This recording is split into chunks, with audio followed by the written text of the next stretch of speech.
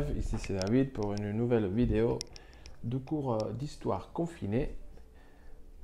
Cette fois-ci, comme on a fait dans les vidéos précédentes, nous allons continuer dans l'étude de la période connue comme le règne effectif de la reine Isabelle Sarona. Jusqu'au présent, nous allons travailler la constitution de l'année 45 et la décennie modérée.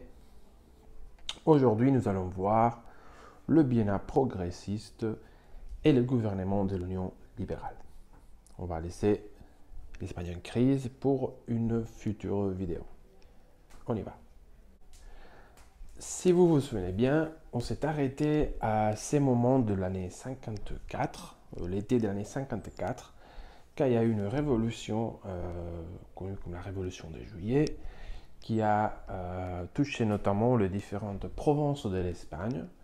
Cette révolution connue ou développée à partir d'un soulèvement connu sous le nom de Vicalvarada, parce qu'elle a lieu à Vicálvaro, une ville près de Madrid, représente l'arrivée au pouvoir du parti progressiste, donc les libéraux les plus progressistes du moment, et les retours parmi d'autres du général Espartero et la création du premier mouvement politique moderne, on peut dire, l'Union libérale. Mais celle-là, on l'expliquera plus tard.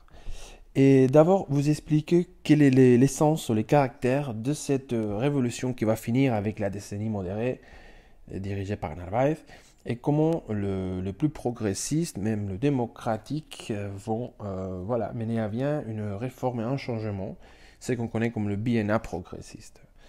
Je vous partage ici une partie du Manifiesto del Manzanares, écrit par Cánovas del Castillo, qui sera quelqu'un très important dans le futur de l'Espagne, dans les futurs politiques notamment, et aussi Leopoldo O'Donnell, le général modéré, un peu progressiste, on peut dire.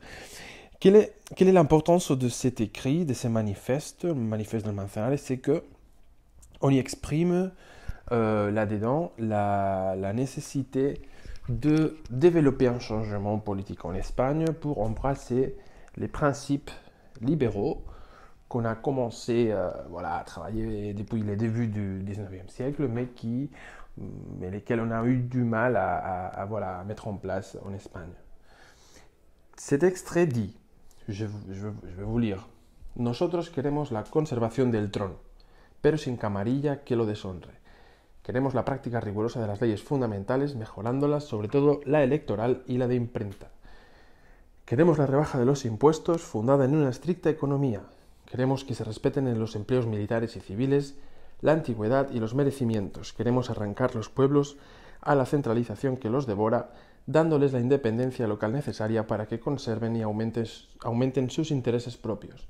Y como garantía de todo esto, queremos y plantearemos, bajo sólidas bases, la milicia nationale. Voilà combien, il y a plein de choses intéressantes à voir ici. D'abord, c'est que ces mouvements progressistes qui va déclencher le bien progressiste, c'est dit monarchique, queremos la conservación del trono, mais sin camarilla que lo deshonre, c'est-à-dire c'est une critique forte contre la corruption qui entourait à ce moment-là la monarchie d'Isabel Sarona.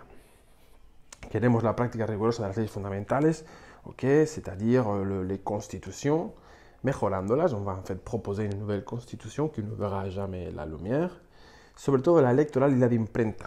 On propose déjà le fait d'embrasser les suffrages universels masculins en Espagne.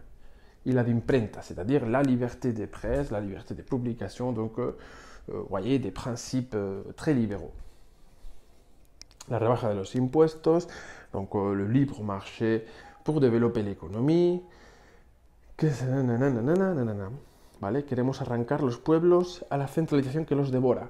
Donc, décentralisation administrative, que le peuple, les villes, les villages soient capables de diriger ses propres affaires publiques au lieu d'être des sujets limités par le pouvoir de la couronne, comme c'était l'habitude. Et voilà. Y como garantía de todo esto, queremos y plantearemos la milicia nacional, c'est-à-dire le fait que le peuple puisse être armé dans le sens de protéger les acquis et les progrès. Donc vous voyez que On récupère dans ces manifestes del Manzanares qui va ouvrir la porte au bien progressiste. On récupère les idéaux, on peut dire, les plus libéraux de l'histoire du 19e siècle espagnol. Okay. Alors, le bien progressiste, quelques idées. D'abord, il y a deux personnages qui sont clés pour comprendre cette période. C'est Espartero d'un côté, comme Premier ministre, comme chef du gouvernement, et Leopoldo O'Donnell comme ministre de la guerre. Leopoldo O'Donnell qui va profiter de l'occasion pour créer un vaste mouvement politique libéral, connu sous le nom de l'Union libérale, mais on y arrivera plus tard. Alors, les biens progressistes, ils s'expliquent notamment par des réformes politiques et des réformes économiques très importantes qui ont essayé de changer, on peut dire, le visage de la couronne espagnole et du pays, moderniser les pays, comme des autres mouvements libéraux ont fait dans des autres pays, notamment de l'Europe. Par rapport aux réformes politiques, ce sont des réformes qui en fait sortent, l'essence de ces réformes sortent de ces manifestes del Manzanares. Voilà l'importance de ces manifestes. La milice nationale est rétablie, okay, donc le peuple armé, organisé, donc avec une capacité de faire de la pression à ses représentants politiques. C'est une demande, une exigence des couches populaires très importante, articulée par les progressistes et les démocratiques. La loi municipale, rappelez-vous, ces conflits qui fait référence à la décentralisation du pouvoir, la loi municipale a été rétablie et des réformes économiques mises en place très importantes. D'abord, la reprise du désamortissement, ce qu'on appelle comme le désamortissement Madoz. Madoz était le ministre des Finances, d'Hisenda, et voilà qu'il a développé encore une fois un procès de désamortissement de tous les biens de l'Église et civils qui étaient nécessaires pour garantir de l'argent à l'État et mener à bien des réformes. Il y a encore une autre réforme économique très importante, et c'est la loi des chemins de fer de l'année 55, pour laquelle on va dessiner tous les réseaux de fer de l'Espagne grâce aux investissements britanniques et français notamment. C'est intéressant de voir ici comment la France et le Royaume-Uni ont collaboré, sont alliés de ceux qui ont développé la révolution de juillet 54, donc le responsable du bien progressiste, et c'est peut-être parce qu'ils avaient des intérêts, ils connaissaient déjà le plan de modernisation, la création des infrastructures de chemin de fer en Espagne, et donc la possibilité de participer et enrichir les investisseurs français et britanniques qui ont participé à la construction de ces réseaux. C'est intéressant toujours de voir que dans les rapports internationaux, il n'y a rien qui soit gratuit. Okay? Il y a toujours de comptes à payer. Mais bon. Alors, cette période qui est courte, comme vous pouvez bien observer, le bien progressiste ne durera que 2 ans.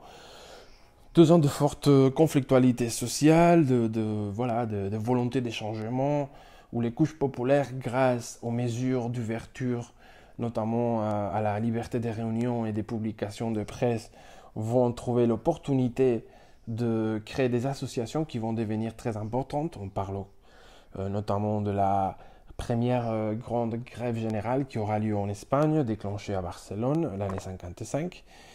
Mais en fait, cette situation de forte crise, conflictualité, va en fait provoquer la chute des progressistes et de ces biennats qui a autant d'idées, mais qui a du mal à stabiliser les pays et à contrôler les élans de changement, de transformation des couches populaires notamment.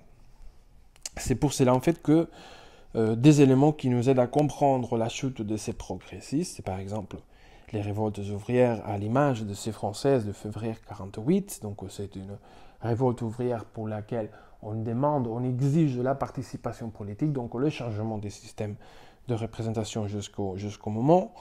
mais aussi l'apparition de ces, voilà, la mise en place en fait de ces mesures, de ces changements importants vont provoquer une division dans les rangs des libéraux progressistes. D'un côté, les démocratiques, ceux qui vont embrasser les suffrages universels masculins, la redistribution de la richesse, etc. Et de l'autre, ce qu'on appelle les libéraux puristas ou les libéraux les plus traditionnels, comme les unionistes autour de l'Union libérale d'Ordonel. Je vous ai déjà dit, à Barcelone, le 2 juillet, il y a l'appel à la première grève générale en Espagne, l'année 1855, et il a été provoqué ou mis en place par des ouvrières, notamment filatières, de usines de la Catalogne. La devise de cette grève générale, c'était « Association aux mortes ». Donc, on cherche le droit à s'associer. Un droit garanti d'abord, il paraît, par l'élan de révolution et des changements qui se passent en l'année 54 avec la chute du gouvernement modéré ou conservateur de Narváez et l'arrivée des progressistes au pouvoir, Espartero, O'Donnell, etc., mais qui a été vitement répondu sous prétexte de contrôler la révolte, de contrôler la paix sociale. C'est pour cela que les ouvrières de Barcelone, qui sont en train de vivre un procès de changement très important, parce que l'industrie en Catalogne devient quelque chose de très important, donc cela provoque des changements sociaux, démographiques très importants. En refusant cette technification du travail et cette prolétarisation de leur vie, ils vont faire appel à la grève générale en disant si on va travailler dans ces conditions, on doit avoir les droits à s'associer, à se réunir et à défendre nos propres intérêts. Et la fin du biennat progressiste donc va donner lieu, dans une situation très bouleversée de conflictualité sociale, provoquée par l'élan de changement, de révolution et l'esprit de transformation, va donner lieu à la création d'un gouvernement, le gouvernement de l'Union libérale. Donc, Espartero finalement décide de quitter le pouvoir. Il ne sait pas comment faire pour rétablir la paix sociale. Son temps est passé, on peut dire, mais O'Donnell, très intelligent dans ses sens, très, très stratégique, il va faire appel à cette union libérale en créant ce qu'on appelle l'union libérale, le projet des partis politiques qui signifie l'union des libéraux, des différentes sensibilités à la recherche d'une certaine stabilité politique sous la direction d'O'Donnell.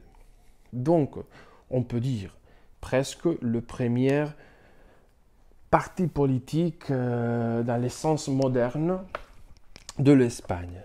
Alors, ce gouvernement de l'Union libérale, qui a survécu le biennat progressiste, mais aussi la répression précédente de Narváez et les conservateurs modérés, va assurer finalement une certaine stabilité politique. Ça veut dire quoi? Ça veut dire que pour la première fois, on a un même mouvement, un groupe de politiciens, d'hommes politiques, de généraux, une sensibilité idéologique ou un mouvement qui a été capable de rester 7 ans au pouvoir. Donc, 7 ans de continuité au pouvoir, ça donne un peu de stabilité, une stabilité qui n'a été pas réussie que par la répression précédemment.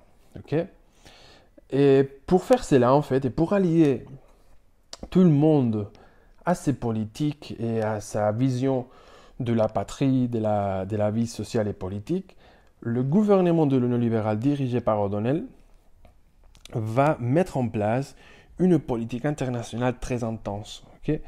Il s'agit donc de chercher les ennemis d'ailleurs, à l'extérieur, pour bien convaincre tout le monde à l'intérieur qu'on fait partie d'une unité, qu'il faut protéger, qu'il faut sauver, même si cette unité est menacée par des différences, notamment dans la richesse et dans des conditions de vie, mais si on pointe un ennemi extérieur, comme on va faire par exemple avec la guerre d'Afrique, très importante, voilà que d'un côté, tu as les ouvrières qui, au lieu de se manifester ou de faire appel à la grève, sont à la guerre, et en même temps, un élan, une vague de patriotisme qui donne un sens de nationalisme très, très, très intense.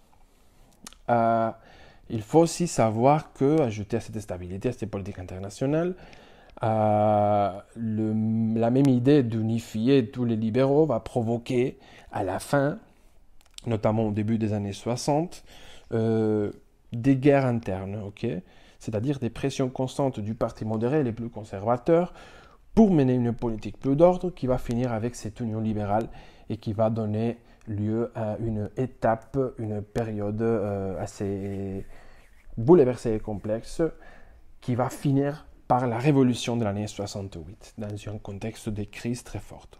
Cela, on l'expliquera dans la prochaine vidéo. Quelques images d'un tableau très connu de Maria Fortuny, un peintre catalan, la bataille de Vadras, dans la guerre, les contextes de la guerre d'Afrique.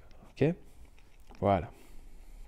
Cette guerre d'Afrique, en fait, est intéressante de l'étudier du point de vue de l'expansion territoriale de l'Espagne en Afrique, qui va avoir des conséquences tout au long du 19e et 20e siècle, même aujourd'hui, mais cela, je vous l'expliquerai l'année prochaine.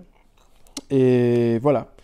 La guerre d'Afrique, qui est menée par les troupes espagnoles, en même temps que les Français aussi faisaient ces guerres dans les côtés algériens, tunisiens, etc., est finie par les traités de Vadras qui assurent le contrôle de Ceuta et Melilla et le contrôle des Tétouans et Sidi-Ifni, c'est-à-dire ce qu'on appelle le Sahara occidental aujourd'hui, et des villes qui sont al Peñón.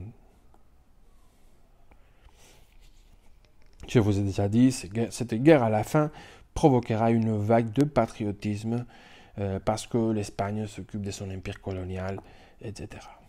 Voilà, c'est là que je vous expliquerai aussi l'année prochaine, parce qu'il y a plein de choses à dire, c'est important et je ne trouve pas l'espace dans cette vidéo pour le faire.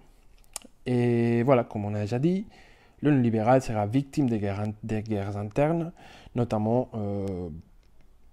mise en place par les pressions constantes du parti modéré, de Narváez encore, pour mener une politique plus d'ordre des contrôles sociaux. Donc réduire les libertés publiques et embrasser la tradition plus répressive et autoritaire déjà expérimentée sous la main de Narváez. Et avec cela, et grâce à un coup de force de Narváez, encore une fois, ils sont partis, les partis modérés, les partis les plus conservateurs, le moins libéral on peut dire. O'Donnell sera forcé à présenter sa démission parce que Narváez a convaincu la reine et de lui faire appel pour redevenir à une situation précédente dans laquelle il faut contrôler le pays et mener à bien une politique plus d'ordre. C'est à partir de cela qu'une politique autoritaire est une reprise de la répression des oppositions sera mise en place. Et c'est là qui commence l'Espagne en crise, donc la dernière partie du règne effectif d'Isabel Sarona. Je le laisse pour la prochaine vidéo. On en parlera dans les vidéoconférences et voilà, je suis là pour ouvert à répondre à toutes vos questions. Je vous dis au revoir, ciao ciao et à la prochaine.